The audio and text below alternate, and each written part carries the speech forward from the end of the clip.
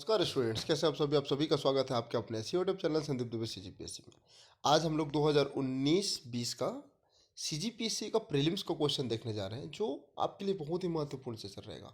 आप इसके आधार पर ये निर्णय ले सकते हैं कि क्वेश्चन पेपर कैसे आते हैं 2020 कैसे समझिएगा। इसके बाद 2021 का भी अपलोड करेंगे। जितना भी प्रीवियस ईयर में एग्जाम हुआ है ना पीएससी से संबंधित, वो सबको डालेंगे। पहला चीज़, अगर आप इस चैनल में नए होंगे तो कृपया करके चैनल को सब्सक्राइब करें, दोस्तों के साथ शेयर करें।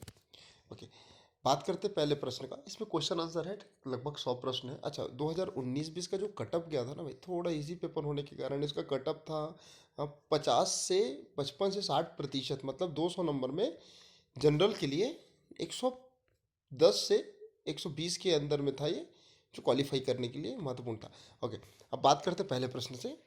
बर बकिंघम नगर कहाँ पर स्थित है? कलिंग, मलावर, कोरोमंडल और कच्छ की रण। तो इसका मैं आंसर बता दूं आपको, ऑप्शन नंबर सी, ये कोरोमंडल। जैसे मान लीजिए भारत का भाग है तो यहाँ पर ये स्थान आपको मिल जाएगा। क्या है? बकिंघम नगर। ओके, ये क्वेश्चन ऐसा ना कि रिपीटेड होने की संभावना तो कम है, लेकिन ये इस प्रकार से क्वेश्चन आएंगे और संभवतः 1 से 2 प्रश्न यहाँ आपको देखने जरूर मिलते। एक बार इसको पूरा देखिएगा बिना स्किप किए। अगला प्रश्न देखते हैं कि एक कथन और कारण दिया है, बताना है इनमें से कौन सा सही है और कैसे सही है। ठीक है। भारत एक संपूर्ण प्रभुत्व संपन्न समाजवादी पंथ निरपेक्ष लोकतांत्रिक गणराज्य है, जिसको धर्मनिरपेक्ष भी बोला जाता है। तो ये कथन सही है क्या? बिल्कुल सही है। इससे संविधान के 42वें संविधान संशोधन 1976 के अंतर्गत संपूर्ण प्रभुत्व संपन्न लोकतांत्रिक गणराज्य की स्थापना पर प्रतिस्थापित किया गया था। तो ये भी कथन कारण सही है। तो इस प्रकार से कथन एक और कथन कारण दोनों सही है और एक दो की स्पष्टीकरण करते थे। इस प्रकार से इसका आंसर क्या है? Option number 1। अच्छा, साथ ही हम लोग 2020-22 के अकॉर्डिंग 2023 में जो मॉडल आंसर आया उसको भी अपलोड करते जा रहे हैं। तो कृपया करके इसको भी एक बार फॉलो करें, जाके चैनल में देखें, ताकि आपकी तैयारी को आप स्वयं परखें कैसे प्रश्न आएंगे और कैसे आपसे बन रहे कि नहीं।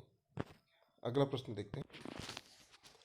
अगला प्रश्न की बात करूं कि भारत में किस राज्य में नगरीय जनसंख्या 2011 की जनगणना के आधार पर किस राज्य में सर्वाधिक है? तो इसका आंसर मैं आपको बता दूं, गोवा, ऑप्शन नंबर ए। और सबसे कम मिलेगा आपको मे भी हरियाणा।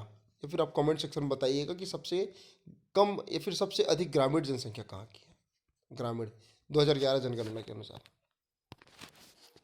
अगला प्रश्न है कि राज्य की विधायिका या संसद एक सदस्य निर्वाचन के बाद भारतवर्ष में दल बदल के आधार पर होने वाला जो निर्भरता का अपवाद निम्नलिखित में से कौन सी स्थिति को माना जा सकता है? तो दल बदल संबंधित कानून कौन से संविधान संशोधन से आया था, इसको आपको बताना है। तो इसका आंसर होगा 10वां। ठीक, ये तो आपके लिए एक्स्ट्रा फैक्ट है, बात करते इसमें। ठीक है। यदि राज्य की विधायिका या संसद किसी भी सदन का अध्यक्ष या उपाध्यक्ष निर्वाचित हो जाने के बाद वह स्वेच्छा से मूल राजनीतिक पद को छोड़ देता है, इस स्थिति में इसको अपवाद माना जाएगा। ये अपने पद के लिए निर्भर नहीं माना जाएगा, एक चीज ना। दूसरा, यदि ऐसे पद पर न रह जाने के पश्चात वह राजनीतिक दल में पुनर्स्थापित हो जाते हैं। तो कुल मिला के अगर बात करूं तो इसका आंसर पीएससी ने लिया था ऑप्शन नंबर सी, दोनों उपयुक्त है। ठीक है। तो आपको दल बदल संबंधित जितने भी अधिनियम है, जितने भी इसके फैक्चुअल डाटा है, उसको आपको पढ़ के जाना है एक बार। बहुत सारे इसमें क्लॉजेस हैं, बहुत सारे कॉन्सेप्ट है, तो एक बार आप देख लीजिएगा। या कभी हम संविधान की जो प्रश्न लाएंगे ना, उसमें उसके बारे में व्यवस्थित चर्चा करेंगे। देखिए एक्चुअल में बोल क्या रहा है, यदि मान लो कोई भी विधायिका, मैं इसको थोड़ा सा आपको समझा देता हूँ, कि अगर वो सदस्य या उपाध्यक्ष बनता है, ठीक, किसी भी सदन का, तो वो जिस पार्टी से चुनाव लड़ा है और जीता हुआ है, उसकी वो सदस्यता ऑटोमेटिक मतलब छोड़ दिया मान लो, तो छोड़ने के बाद वो निरहर नहीं घोषित किया जाएगा ना, उसको अयोग्य नहीं घोषित करेंगे। ये दल बदल कानून का भी कोई उल्लंघन नहीं होगा, पहला चीज।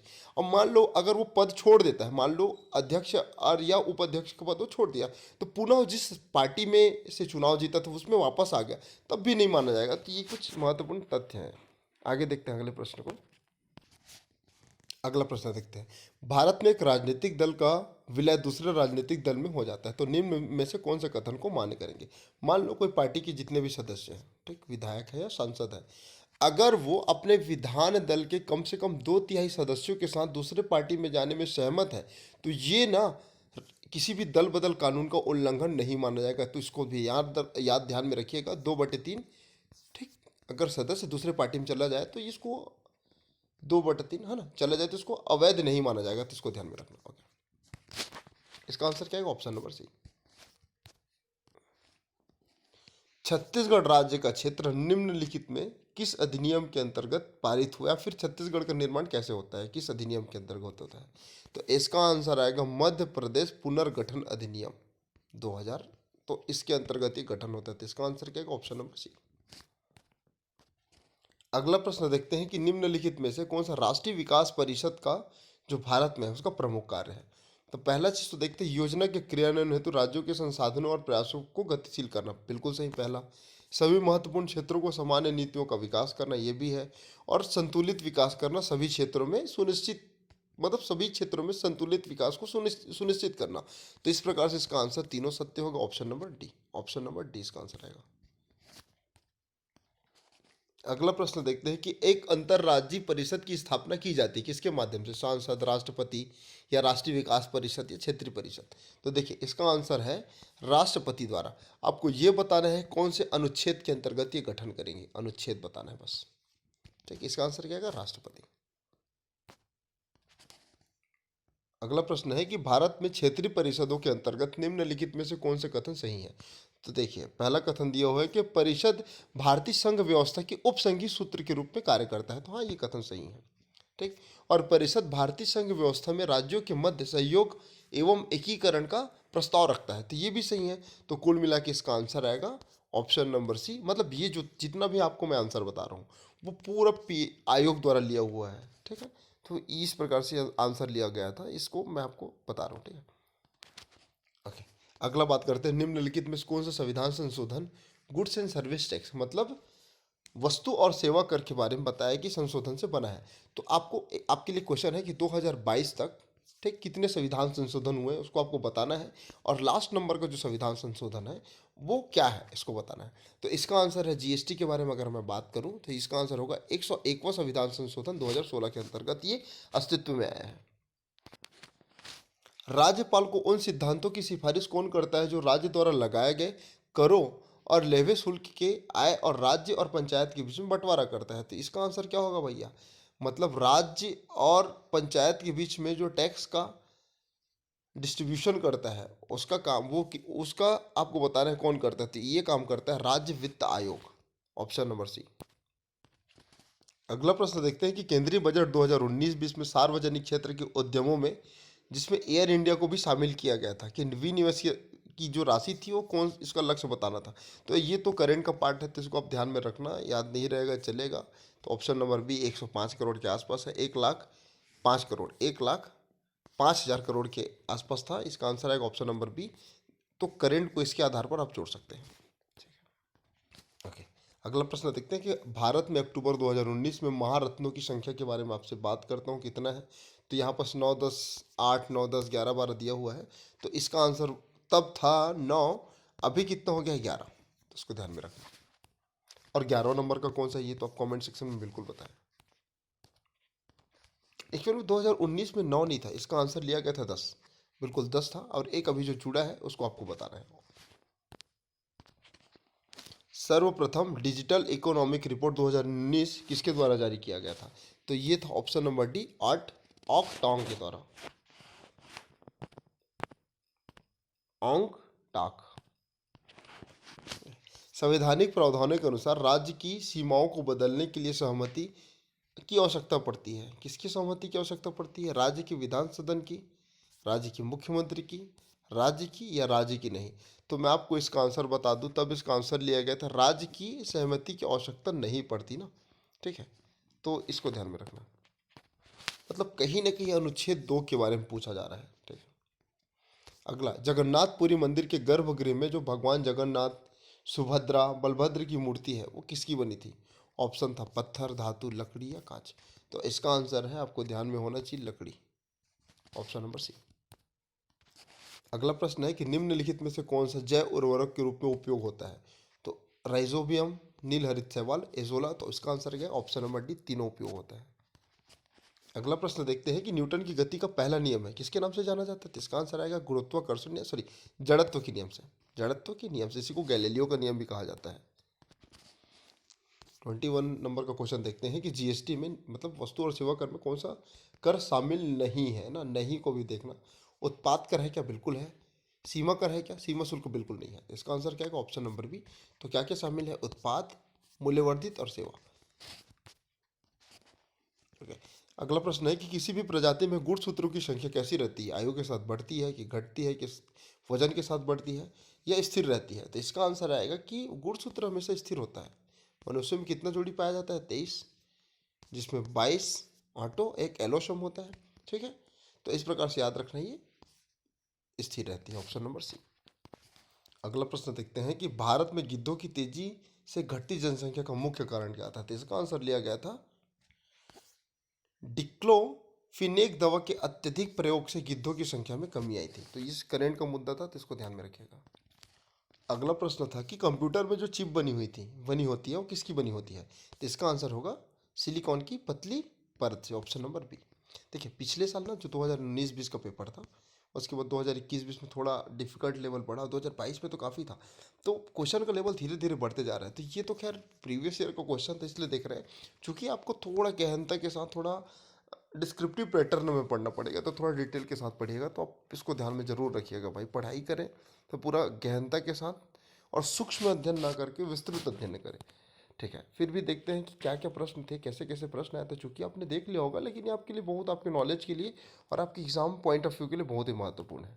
अगला प्रश्न देखते हैं, निम्नलिखित में से कौन सा मॉड्यूशन और डीमॉड्यूशन का कार्य करता है? तो बताना है। इसका आंसर क्या आएगा? मॉडेम। मॉडेम क्या करता है? मॉड्यूलेशन और डीमॉड्यूलेशन। प्लास्टर ऑफ पेरिस बना होता है जिप्सम का। जिप्सम का फॉर्मूला आपको पता हो ना, CuSO4 2H2O। और इसमें अगर मतलब 1.5 गुना अगर पानी निकाल देते हैं ना, तो प्लास्टर ऑफ पेरिस बन जाता है। मतलब ये फॉर्मूला। इसका आंसर क्या आएगा? Option number C. व्यवहारिक वेदांत के प्रतिपादक कौन थे? दयानंद, राजा राम मोहन राय, गांधी जी या विवेकानंद? तो इसका आंसर होगा option number D, Vivekanand ji. Option number D. Lokayat दर्शन किसको कहा जाता है? तो लोकायत दर्शन कहा जाता है चार्वाक को, जो सत्य को ही, जो जो दिखता है वही सत्य है। जब तक जियो सुख से जियो, अगर नहीं है तो ऋण लेके घी पियो। तो ये उसका एक प्रमुख कॉन्सेप्ट है, तो ध्यान में रखना। अगला प्रश्न है कि प्रसन्न बुद्ध से क्या किन्हें कहा जाता था? तो प्रसन्न बुद्ध से तात्पर्य शंकर जी से था। ऑप्शन नंबर ए। इसका आंसर ए लिया गया था, शंकर, जो अद्वैतवाद के प्रतिपादन करता है, शंकराचार्य जी। ओके। 9 बुद्धावाद के प्रतिपादन करता कौन थे? इसका आंसर है Ambedkar. Option number C. Shankar के दर्शन का नाम, मतलब शंकराचार्य के दर्शन का नाम क्या है? इसका नाम है अद्वैत वेदांत। देखिए, जितना भी प्रश्न दिख रहे हैं ना आपको, ये प्रीलिम्स का क्वेश्चन था 2020 का। ठीक है, तो अगर मैं बता दूं, अगर आप मेंस का सिलेबस पढ़ते दर्शन का, तो ये पूरा लिखाया है एक एक क्रम से। तो सीधा सिलेबस से भी क्वेश्चन आता है, तो सिलेबस भी एक बार अच्छे से देख के जाइएगा। केंद्र शासित प्रदेश लद्दाख का प्रथम लेफ्टिनेंट गवर्नर किसे नियुक्त किया गया? तो इसका आंसर होगा राधा कृष्ण माथुर जी को। Option number B. ओके। अगला प्रश्न है कि 2019 का नोबेल शांति पुरस्कार किन्हें प्रदान किया गया था? तो देखिए, अगर 2019 का देख रहे हैं तो भाई 2023 में एग्जाम दिलाएंगे, तो 2022 का तो देखना पड़ेगा। तो आपको कमेंट सेक्शन में बताना है, जितने भी नोबेल पुरस्कार प्राप्त करता है सभी के नाम बताना चाहिए। शांति के क्षेत्र में रहे, इतिहास, सॉरी, फिजिक्स के क्षेत्र में रहे, केमिस्ट्री के क्षेत्र में रहे, सभी के क्षेत्र में आपको कमेंट सेक्शन में आंसर देना, ताकि एक बार आपका रिवीजन हो जाए। इसका आंसर था अभी अहमद अली, जो इथोपिया के थे, उनको मिला था शांति के क्षेत्र में नोबेल पुरस्कार। जोड़ी एक को जोड़ी दो से सुमिलित करना था, करेंट का पार्ट था, खेल संबंधित भी प्रश्न थे। देखो, कुनेरू हम्पी का संबंध शतरंज से था। Okay. PV Sindhu badminton, Abhinav Bindra निशानेबाजी और मैरी कॉम मुक्केबाजी। ओके। अगला प्रश्न है, करेंट का है कि देश के प्रथम लोकपाल कौन है? तो देश के प्रथम लोकपाल किन्हें नियुक्त किया गया था? मीनाक्षी चंद्र बोस। तो आपको वर्तमान में जो नए लोकपाल है उनका नाम बताना है। वर्तमान में कौन है नए लोकपाल? संयुक्त राष्ट्र संघ ने 2000 दशक 2011 से 2020 को क्या घोषित किया? तो इसका आंसर आपको ध्यान में रखना है, जैव विविधता का दशक। 2020 से 2021 से 2030 को आपको फिर से कमेंट सेक्शन में करना है कि ये अगर आप इतना भी कर लेते हैं ना, तो आपको कहीं ना कहीं करेंट अफेयर का 1% भी तैयार होता है, तो आपके लिए बहुत ही ज़्यादा फायदेमंद होगा। तो इसलिए इसको आपको बताना है। ओके। राष्ट्रीय कृषि वानिकी अनुसंधान केंद्र कहाँ स्थित है? तो इसका आंसर है झांसी में। इसका आंसर लिया गया था झांसी। देखिए, अगर आप कमेंट सेक्शन में नहीं भी करते ना, तो कृपया करके एक बार उसको पढ़ के जाना। इनमें से कौन सा भारत का सबसे पुराना राष्ट्रीय पार्क है? तो इसका आंसर होगा जिम कॉर्बेट राष्ट्रीय पार्क। कहाँ है? कमेंट सेक्शन में बताइए। पुस्तक साइलेंट स्प्रिंग के लेखक कौन है? तो इसका आंसर होगा, इसका आंसर लिया था Rachel Carson, Rachel Carson option number B. Olympic, शीतकालीन ओलंपिक 2022 का आयोजन कहाँ होगा? ये हुआ था, देखिए 2019 के बिहाफ में इसको पूछा गया था ना, 20 के बिहाफ में 2022 का, तो 22 और 23 का एग्जाम दिलाएंगे तो 2023 का देखना पड़ेगा, 2025 तक देखना पड़ेगा। तो कुल मिला के शीतकालीन ओलंपिक का कम से कम 2028 तक का संस्करण आपको ध्यान में रखना है। इसका आंसर होगा प्योंगयांग, दक्षिण कोरिया में, option number A. Wait wait, इसका आंसर एक्चुअल में प्योंगयांग ही होगा। इसका आंसर हुआ था इस बार का, तो आपको ध्यान में होगा बीजिंग में हुआ था, चीन। आपको ये बताना है कि भारत कौन सा नंबर में था इस प्रतियोगिता में, ऑप्शन नंबर डी। जैव विविधता शब्द की रचना किसके द्वारा की गई, मतलब किसने दिया? तो इसका आंसर होगा Walter G Rosen, option number D.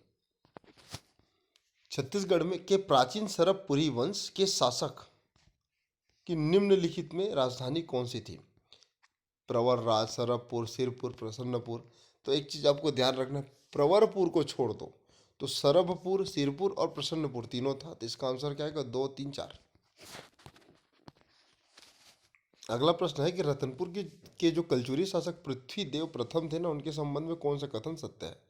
तो क्या इन्होंने पृथ्वी देवेश्वर मंदिर का निर्माण करवाया थे? तो गलत है यार, तो जाजा लदे ने करवाया था।